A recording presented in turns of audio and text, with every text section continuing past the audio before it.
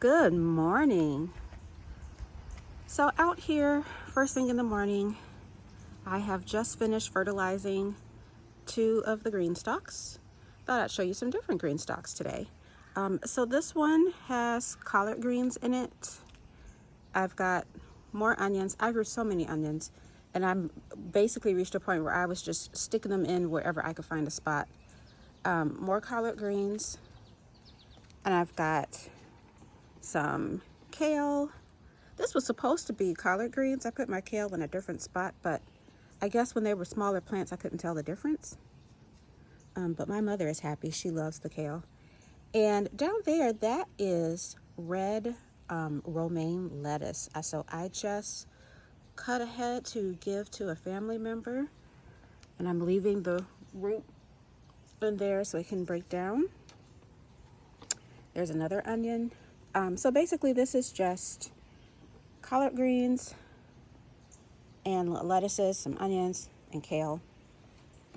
Like I said, some of the leaves were looking a little on the yellow side, so I just fertilized with MIGardener has a organic liquid fertilizer called it's called 911.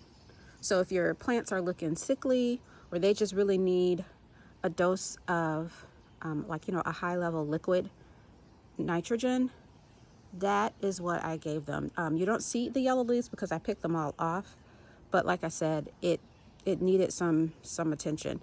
Now, some people go ahead, mix up their fertilizer and pour it into the top reservoir. I used to do that. I found though that, and it could have been the fertilizer that I was using at the time, it would leave like a residue in the top of reservoir, and when I broke the Greenstalk apart, there would be a brown residue in each of the inner like saucers. Maybe you can kind of see there the little gray disc in there, and you don't want that because that could clog up the holes, and if you clog up the holes, then your plants won't get the watering that they need. So now I just add my fertilizer to each individual pocket. So I come in here, pour some for a few, maybe a count of 10 or 15, and I go around in each pocket. Yes, it does take longer. As the plants get bigger, it is a little more difficult, but like I said, I found that what I was using before, pouring in the top, was clogging up the reservoirs. Now here's the next Greenstalk. If you notice that my Greenstalks looks a little shorter, that's because they are. I'm short, and these Greenstalks stack up so tall I can't reach the top. So this year I took the top levels off of both of these and basically created another tower. It's much easier for me. I can reach the top this way better, and for all those short people out there. So again, more onions or scallions, I'm not sure what these are. I've got arugula here, and you can see here that some of these leaves are yellow or purple. Could be because it has been rather cold here. We had a cold spell come through here for the last week. It's been raining every single day. And then I've got spinach that finally decided to pop up. My one pocket though, the spinach seeds never did germinate. Well, maybe there's one. Another onion, you can kind of see it starting to bulb up in there. And this is another spinach. I got some free spinach seeds, so I just threw them in here.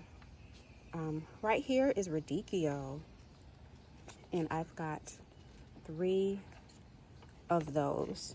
So I'm just kind of waiting for the lettuces to kind of hurry up and finish. These are a type of Salanova lettuce from Johnny Seeds. Those ones are interesting because those lettuce seeds come pelleted.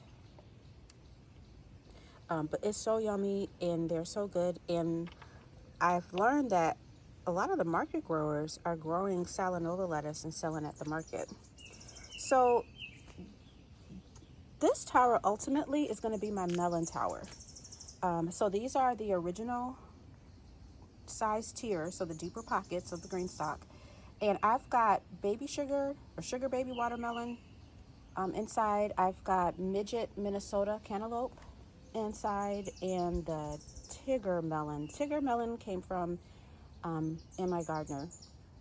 And I'm going to have On the bottom, the baby sugar watermelons, and the next one up is probably going to be the Minnesota midget, and then where these radicchio are and onions will be the Tigger melon.